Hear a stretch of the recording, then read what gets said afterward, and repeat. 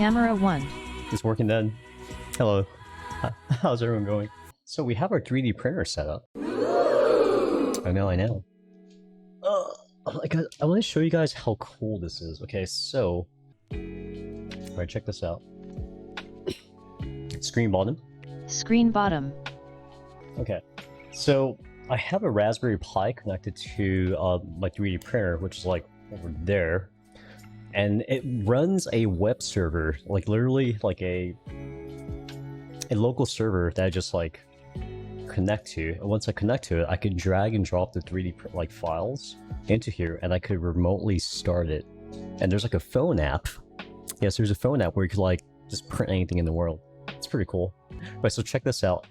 If I click on print, so what I need to print today is I need like an extra hook. So hold up. So I have a bunch of backpacks and stuff, and I needed something to like hang it. So I decided to like print this thing. So this is like really thin, and we need something to be stronger. So the easiest thing to do was just increase everything by like 200%. 200, 600. Like it's this easy. So now we have it. Holy crap, that is huge. So this black area is how big my print bed is. So this will not fit. Okay. So I think it was like 200 by 200 by 600. Yeah. So I'm making this extra thick. So yeah, that's how easy it is. So after you like configure what you want to print, you like slice it. The slicer is it gives you a layer by layer representation of how it's going to print it. So check this out. And there's all sorts of parameters that you could like use. You could like adjust the how much fill you want, the type of pattern that you want inside this fill. So right now we're using this optimal gyro pattern or something. Quality content. Anyway, after you like slice it, that's what you call it when you like turn your object into something that your printer understands. You export it, and then all I have to do is like drag over here and then click on print. So check this out. Again, camera 5. Camera 5. There is our printer, right? So right now you see it doing nothing. Because it's in like standby. Screen bottom. Screen bottom. All I'm gonna do is click on this print button, or actually let's load it. Print. And now it's starting. 1 hour? What? This doesn't take an hour to print. Camera 5. So it's warming up right now. Is it warming up? Okay. Screen bottom. Screen bottom. What thickness? I have a 0.6mm nozzle, which I would highly recommend for like most functional prints. It makes a print like almost twice as fast. So this will take 2 hours with the 0.4. I'm just like doing like draft quality. Okay, so right now what it's doing is it's heating up the print head, and it's also heating up the bed, because the bed also needs to be hot for plastic to stick on it. Alright, so the bed is heating. That is what's going on.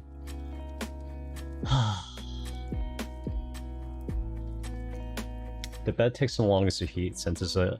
Well, you have the same like thermocouple for both the bed and the... Is it working? Is it working? It's like watching paint dry. Welcome to Slice of Life in Derpy's place. There it goes. So first thing it's gonna do is it's gonna purge. What that means is, you see that little piece of plastic dangling? It's gonna just like squirt it out. Let's actually move it closer.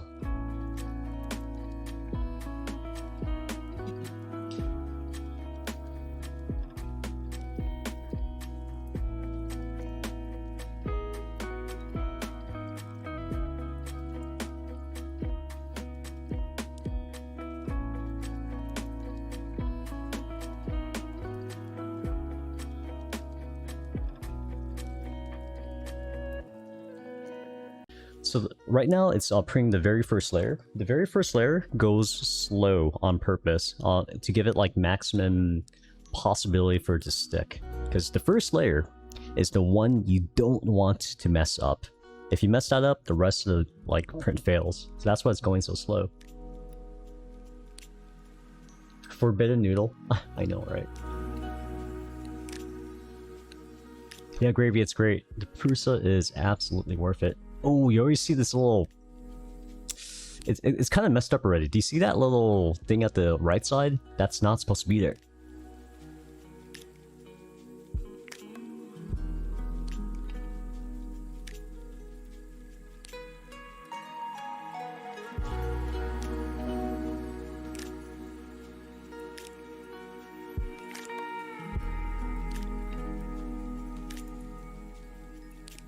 But I'm gonna pretend that I didn't see that, and let's see how it goes.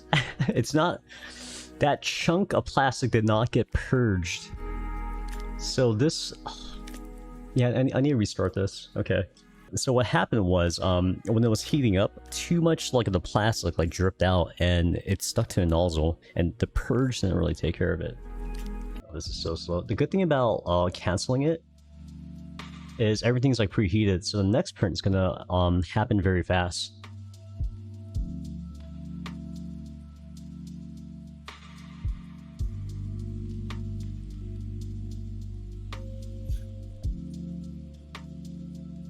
Okay. Did you see how easy it is to like just pop it off? And let's start this immediately.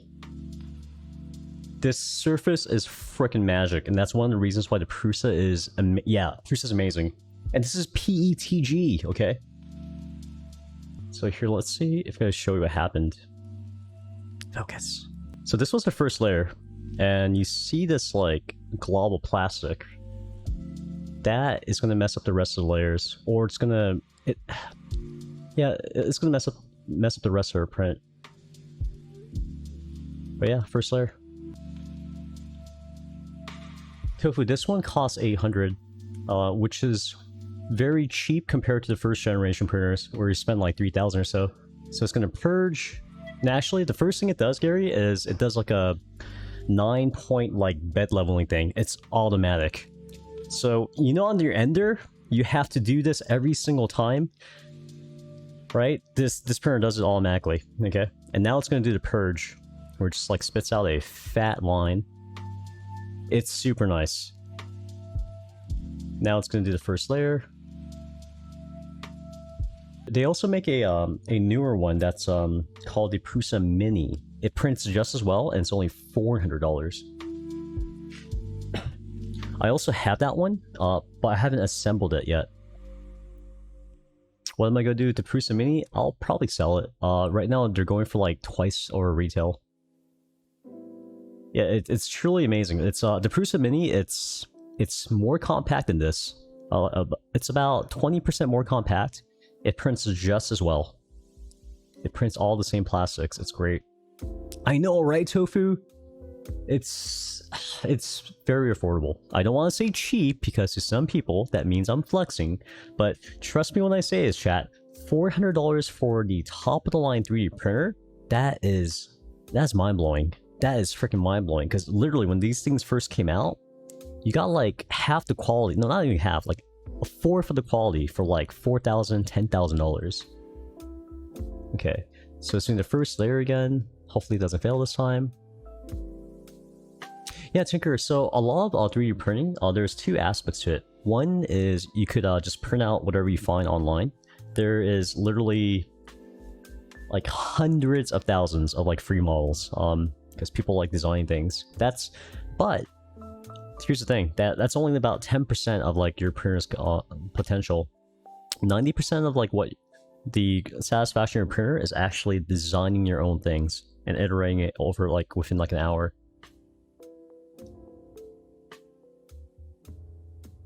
Speaking of which, chat, if you guys want anything printed, please let me know. I literally have 15 rolls of filament that I will never ever get through. I kind of went ham.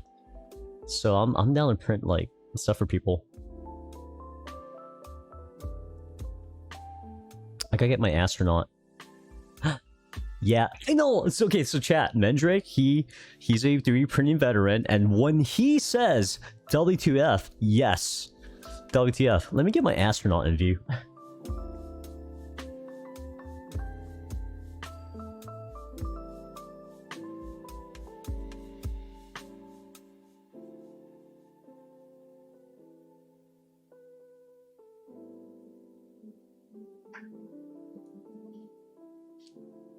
I have a lot of filament. Right, so this layer is looking way better already. It's yeah, it's a perfect layer. So the print time left on this is, yeah, it's 1 hour. I don't know why it's gonna take that long. Let me show you a preview of what one of these hooks looks like. Camera 1.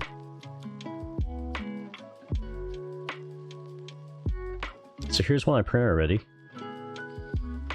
And I actually have to like bend it using a heat gun. So I just like put a heat gun on here for like 20 seconds and then close it. That way this clips into like my thin closet rod. And you get this pretty strong hook that can hold a full weight backpack. And I made it extra thick because that way it doesn't bend as much. And this is really strong. So this is what we're printing. So imagine, 3D printers are magic. It's like, I'm still getting used to the fact that if I need something, like, what do? You just go on Amazon, right? And you one click, you shop around in one click. I'm still getting used to ideas like, oh wait, I could probably print that. So this is one of those things that I printed. And you print exactly the dimensions that you need. It's fully customizable, and you print exactly the quantity that you need. What if you need 6 of these? Are you gonna like print 6 at a like 1 at a time? No, you just like arrange it on the plate so all 6 will print overnight. So in this case, each one takes about an hour to print. That's 6 hours. Yeah, by the time you wake up, it'll be done. Isn't that great? You get to choose the color, the plastics, all that. That's just, and again, that's just 10% of 3D printing, right? Here's another thing that I printed recently. So for my birds, I have this thing of like bird food, at least for my conure.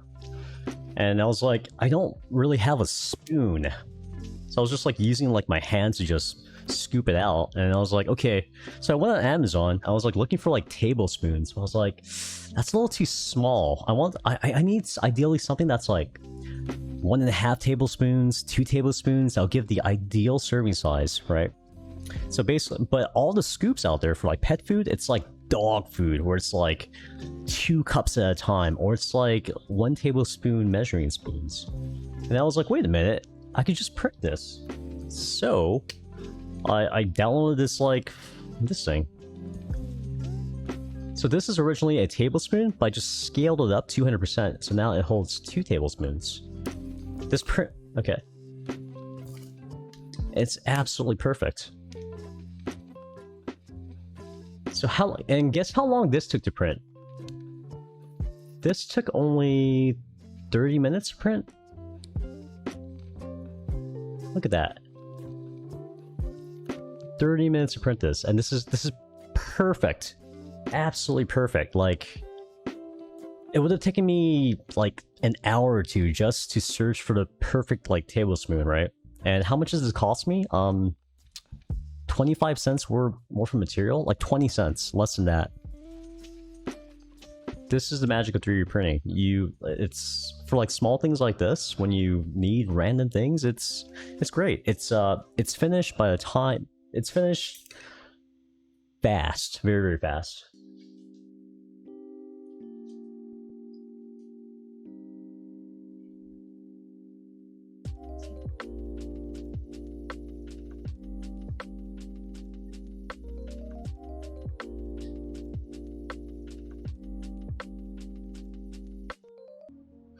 And chat, this printer, it's very, very quiet. Like literally my bed is right next to it. My bed is right next to it. And it doesn't wake me up.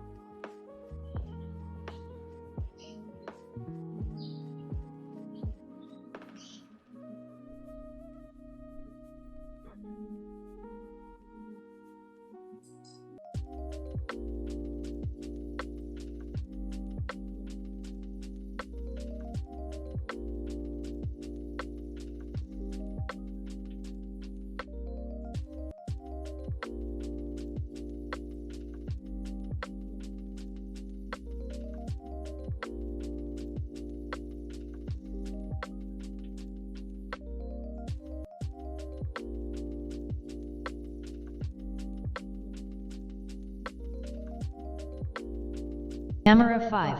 It's done. Gravy, are you still there? I want to show you how easily this pops off. So this will pop out immediately after it cools down.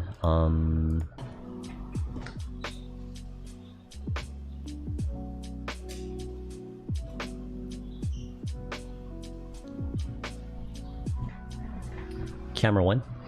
Camera 1. So one of the downsides to this type of plastic, PETG, is that it absorbs moisture from the atmosphere. When it does absorb moisture, what you get is a print like this. Do you see how stringy it is? It's because this filament is no longer dry. Now it has water in it, but I could just rip it off for now.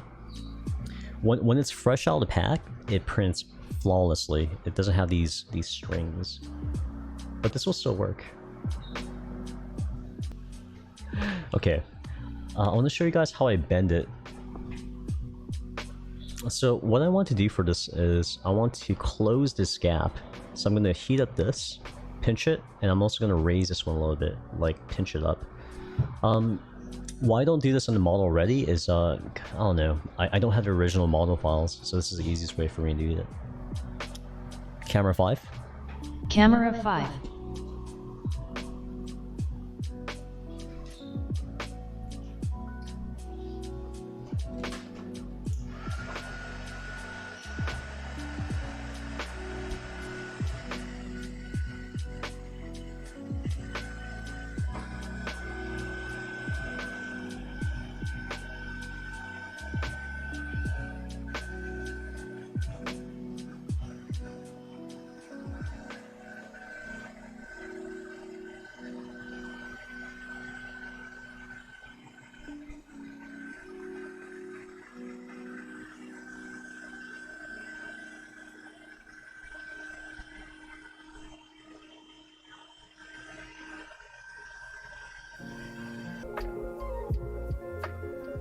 I kind of messed this one up, but I closed the top. The top is closed, and bending on this one, it's kind of deformed now. But it's good enough for our purposes.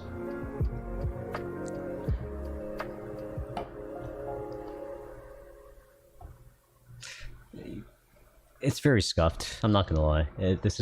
I scuffed it up. But it will work, so I'm just gonna let it cool down, and I'll just use it to hang my backpack.